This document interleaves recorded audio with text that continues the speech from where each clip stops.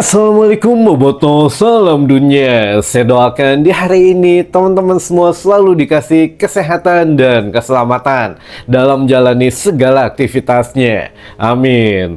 Baik Boboto, langsung kita update informasi Persib Bandung terbaru. Dan sebelum kita mulai, kita juga ingin ngucapin wilujeng sumping buat teman-teman Boboto yang sudah subscribe, yang sudah like, yang sering komen juga di channel ini.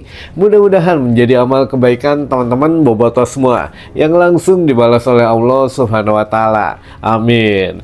Dan Bobotoh, punten ini mah minta izin gitu ya, 2 hari kemarin mah memang sangat-sangat padat gitu jadwalnya karena Idul Adha gitu ya. Kita juga jadi panitia, jadi ini jadi itu karena pokoknya mah sibuk. Lalu yang kemarin gitu ya, kemarin juga masih aya undangan kadieu kaditu gitu ya. Pokoknya mah alhamdulillah sebeuh ku sate teman-teman gitu ya 2 hari kemarin mah. Nah, ini juga mungkin hari ini sebagian dari teman-teman ada yang sekolah, kuliah, kerja, ada yang libur, ada yang sudah harus masuk lagi dan berbagai acara yang lainnya. Jadi ya kalau yang libur mah atau yang lagi di rumah mah tentu tiada hari tanpa mengetahui kabar dari Persib Bandung kalau memang bobotoh mah gitu ya. Nah, ini juga sama teman-teman ketika kita lagi santai hari ini gitu ya, walaupun memang kegiatan siang mah aya wae gitu ya, tapi di pagi hari ini begitu buka WA, begitu buka email, medsos gitu ya, ataupun yang bertanya di kolom komentar ini mengenai apa hubungannya katanya Kang, ada yang viral nomor 2, nomor 7 dan nomor 23. Waduh, saya bilang naon deui gitu ya, masalah kalau 2 mah Eliano gitu ya, nomor 7 Beckham, nomor 23 Maklok. Ini ada apa dengan 3 pemain ini? Ternyata bukan pemainnya, namun jersey yang digunakan oleh Bobotoh yang menjadi viral gitu. Teman-teman mungkin sudah mendengar kabar viral tentang nomor 2, nomor 7 atau nomor 23. Nah, ini juga seharusnya yang diselesaikan secara internal saja gitu ya, bukan hanya diangkat beritanya terus ya sudah, tapi ini harus ada sedikitnya edukasi teman-teman. Nah, ini karena sudah masuk ke edukasi, jadi ya nggak apa-apa kita coba bahas sedikit saja gitu ya, walaupun sekarang sudah masuk ke ranah hukum. Jadi Bobotoh vs Bobotoh gitu ya, yang menjadi kemarin kabar viral penganiayaan yang dilakukan seseorang gitu ya, yang sekarang diketahui namanya Fahri katanya gitu ya, yang menggunakan jersey nomor 7 teman-teman gitu ya. Nah, ini sebetulnya apa yang terjadi sampai dengan komunitas Bobotoh atau komunitas supporter Persib terbesar Viking pun buka suara gitu ya. Nah, ini sedikit teman-teman, mudah-mudahan ya menjadi pembelajaran dulu, atau kita saksikan videonya dulu baru kita kasih sedikit penjelasannya gitu ya. Mangga kita saksikan dulu video yang memang sedang viral beberapa hari ini. Silahkan.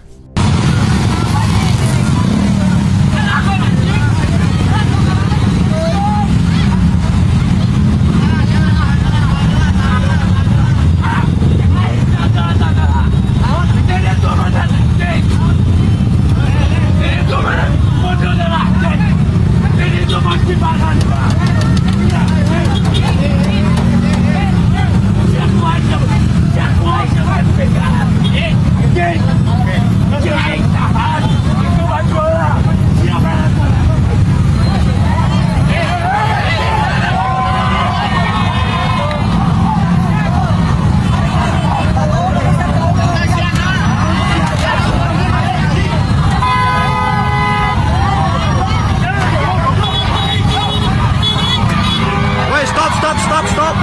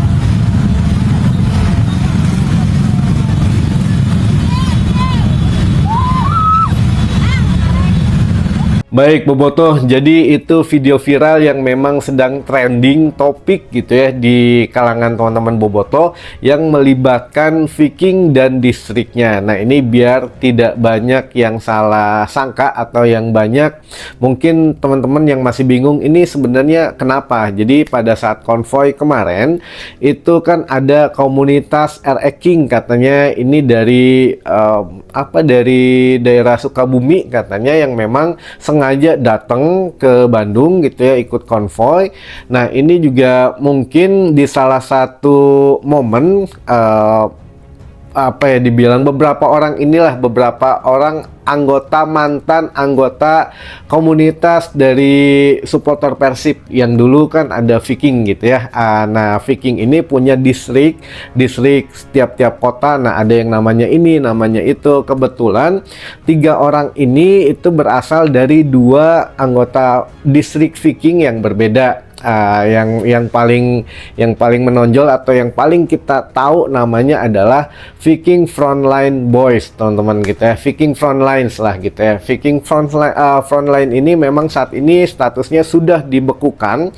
Jadi untuk sementara sampai dengan waktu yang tidak tahu kapan akan diaktifkan lagi. Jadi distrik Viking yaitu Viking Frontline ini resmi dibekukan, dan untuk anggota yang kemarin katanya yang melakukan penganiayaan terhadap bobotoh yang lain yang sedang ikut konvoy juga atau ikut pawai, itu juga sudah diproses hukum dan dicabut kartu anggotanya, teman-teman, sehingga ya proses hukumnya sudah langsung saja kepada korban, pihak kepolisian dan juga pelaku. Jadi tidak ada hubungannya lagi dengan komunitas supporternya gitu ya, teman-teman. Nah, ini memang sedang rame. Jadi sebetulnya pelaku utamanya adalah yang menggunakan jersey nomor 7 yaitu saudara Fahri. Nah, Fahri ini memang sedikit annoying gitu ya, atau bahasa Sundanya mah sedikit rada riweuh pada saat konvoy kemarin yang melakukan pemukulan. Bahkan di video lainnya punten, yang video satu lagi mah nggak bisa kita tayangin karena itu terlalu brutal gitu ya, menendang lalu juga memukuli korban yang sudah jatuh gitu ya di jalan, masih tetap dianiaya. Nah, ini luar biasa lah, ini kunaun gitu ya bisa sampai seperti itu. Apakah memang hilang kesadaran karena minuman beralkohol atau bagaimana? Nah, ini juga perlu edukasi yang memang pawai itu untuk dinikmati, bukan untuk mencari sensasi, mencari jati diri gitu ya. Bahwa ya tanyakan saja kepada diri kita ikut pawai itu ingin apa gitu ya. Kalau memang macet kan kronologinya itu dari teman-teman bobotoh dari Sukabumi ini ya, namanya komunitas RE King katanya gitu ya. Jadi ingin juga melakukan selebrasi lah dengan jalan-jalan. Nah, ketika jalanan macet ini, nah si pelaku ini nomor 7 ini atau dengan nomor 2 gitu ya, itu menahan dulu, katanya menahan, jangan maju heula gitu, yang ini dulu segala macam. Ya udah nurut, udah diam, tapi ya namanya terlanjur emosi dan ada yang memanas-manasi gitu ya teman-temannya, makanya terjadi penganiayaan. Nah, inilah yang menjadi viral, menjadi besar. Ternyata bukan hanya kejadian itu saja, tapi ada beberapa kejadian yang lainnya yang dilakukan orang yang persis sama gitu ya, yang menggunakan jersey nomor 7 yang diketahui namanya adalah Fahri, teman-teman. Nah, ini juga memang ya sudah, itu mah diselesaikan secara internal ya, anggotanya dicabut, distrik Vikingnya juga dibekukan. Ini jadi melebar kemana-mana, tapi itu ya masalah internal daripada komunitas gitu ya, jadi tidak melibatkan Persib Bandung secara klub gitu. Nah, ini kita itu mah lewatkan sajalah, karena itu kan masalahnya sudah orang dengan komunitas. Tapi kalau dengan Persibnya ya tentu saja tidak ada hubungan langsung. Nah, untuk dengan Persibnya ada kabar apa? Tentu saja mungkin teman-teman sudah menunggu gitu ya, aya kabar rumors apa lagi gitu. Tenang teman-teman, insya Allah lah di postingan selanjutnya kita punya kabar yang mungkin bikin sedikit maknya sih gitu ya, nanti di video selanjutnya aja. Tapi kalau sekarang kita dengarkan dulu, kan sekarang mah pemain, pelatih, asisten pelatih itu mungkin sudah pada liburan gitu ya, atau ya memang hampir semua sudah liburan, sudah ada yang ikut TC Piala Dunia gitu ya, kayak Putros dan lain sebagainya. Jadi ya masing-masing pemain, pelatih atau mantan pemain nantinya atau mantan pelatih itu sudah memang liburan, sudah mengalokasikan waktunya jauh dari sepak bola. Nah, tapi beritanya tetap ada, teman-teman, diantaranya dari jajaran direksi dulu gitu ya, dari Pak Glenn Sugita juga kemarin sudah buka suara bahwa dirinya tidak menyangka bahwa Persib ya sudah melakukan 3 keajaiban katanya, yaitu hat-trick atau ya tripit juara gitu ya, yang mana dirinya kan sempat ya di musim pertama juara masih sibuk, nggak begitu turun ke Persib. Musim kedua mulai setidaknya membuka matanya, katanya waduh ternyata ya harus punya bantuan saya juga gitu ya. Nah, di musim ini hampir 50% lebih itu Pak Glenn Sugita memang turun juga untuk mengetahui Persib Bandung itu bagaimana, yang mungkin idenya atau setidaknya pembicaraannya jatuh ke Kang Adit gitu ya, yang meneruskannya. Nah, ini yang memang kemarin Pak Glenn Sugita sendiri mengatakan bahwa ya saya sangat terkejut dengan Persib menjadi tripit juara atau hat-trick juara gitu ya, dan mudah-mudahan ya musim depan tantangannya pun lebih berat kan ya, sehingga ya mungkin kalau ada apa-apa mah saya bisa membantu juga. Nah, apa arti daripada pembicaraan Pak Glenn ini, yang mana kita coba sambungkan dulu saja gitu ya benang merahnya dengan yang dikatakan Boyan Hodak. Dengar teman-teman, perhatikan baik-baik. Boyan Hodak sebelum pergi liburan kemarin mengatakan bahwa ketika dia datang ke Persib Bandung ya semuanya bekerja sama gitu. Yang pertama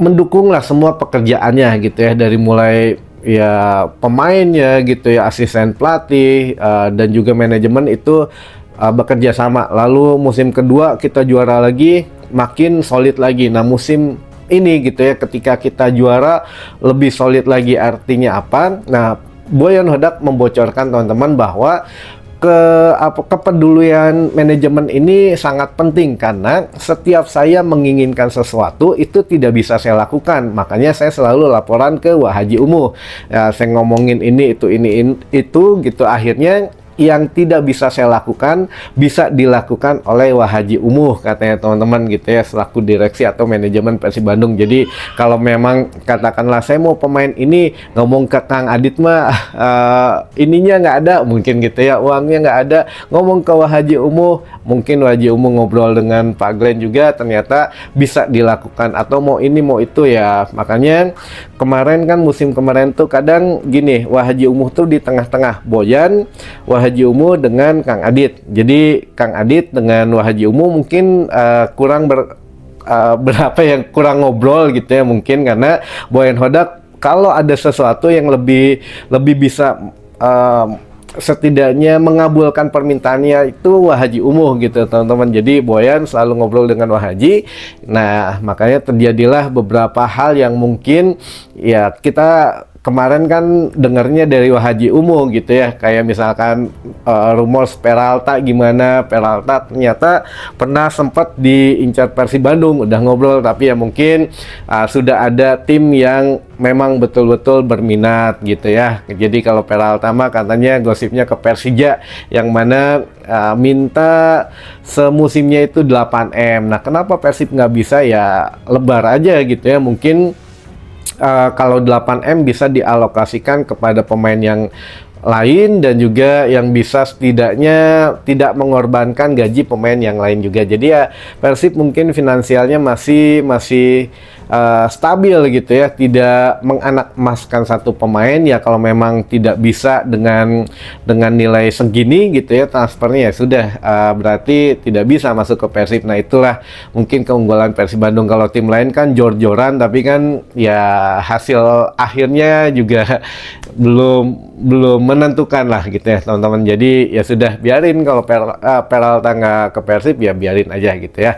Nah jadi kenapa kita selalu nanya lebih enakannya ke Wahaji Umuh kalau masalah transfer pemain, karena itu Boyan Hodak membocorkan bahwa apa yang tidak bisa kita lakukan atau saya lakukan, Wahaji Umuh bisa lakukan katanya gitu ya. Jadi ya siapa yang bisa menentang Wahaji Umuh kan, kalau Wahaji mah ngomong ceplas-ceplos gitu ya. Nah jadi ya ini pun kata Boyan Hodak kemungkinan musim depan pemain-pemain yang masih ada kontrak dengan Persib Bandung tetap bertahan, kemungkinannya 80% katanya. Jadi dari 80% pemain itu 20%-nya kan ya ada yang habis kontrak, ada yang memang tidak diperpanjang lagi gitu ya, atau lain sebagainya. Nanti kita akan beruntun untuk membahas pemainnya, ya pemain-pemainnya gitu ya. Takutnya nanti kita kelepasan teman-teman gitu ya. Yang jelas untuk saat ini pemain pelatih sedang liburan, dan yang memang yang paling pasti adalah musim depan teman-teman kita minimal akan mengikuti 3 turnamen, dan ditambah satu lagi 3 turnamen ini kan Super League, lalu juga ada Piala Indonesia katanya gitu ya, satu lagi ada ACL 2, dan kalau jadi satu lagi ini Shopee Cup teman-teman gitu ya, karena dari AFF ini menolak peringkat 3 dan 4, artinya Persija dan siapa ya, Persebaya gitu ya, yang peringkat 4 ya. Nah ini ditolak oleh AFF atau Shopee Cup ini maunya peringkat 1 dan 2 saja yang ikut. Jadi Persib Bandung dan Borneo gitu ya yang main di Shopee Cup. Nah, apakah memang akan mengikuti turnamen Shopee Cup? Kalau mengikuti berarti ada 4 turnamen musim depan yang diikuti oleh Persib Bandung, dan juga kalau tidak diikuti ya hanya 3 turnamen, dan itu pun akan sangat menyita tenaga gitu ya, dan kemungkinan skuad kita akan gemuk musim depan teman-teman. Jadi ya ini dikira-kira akan ada beberapa tambahan pemain. Jadi 80% pemain yang bertahan ini kan nantinya akan ditambah 20% lagi pemain-pemain yang baru teman-teman, sehingga yang 100% ini insya Allah lah katanya akan nambah gitu ya, bukan berkurang tapi akan nambah 80%, belum tentu yang ada kontrak pun diperpanjang gitu. Jadi ya kita lihat nanti teman-teman, rumors pertama insya Allah di video selanjutnya gitu ya teman-teman. Jadi ditunggu saja. Sekarang mah pemanasan, mumpung baru selesai liburan gitu ya, baru selesai hari raya, jadi kita agak slow respon dulu. Nah selanjutnya baru kita bebeledagan gitu ya. Baik, itu dulu saja informasi yang bisa saya sampaikan di hari ini, mudah-mudahan menambah satu wawasan baru buat teman-teman Boboto semua. Sampai ketemu lagi di informasi selanjutnya. Wassalamualaikum Boboto, salam dunia.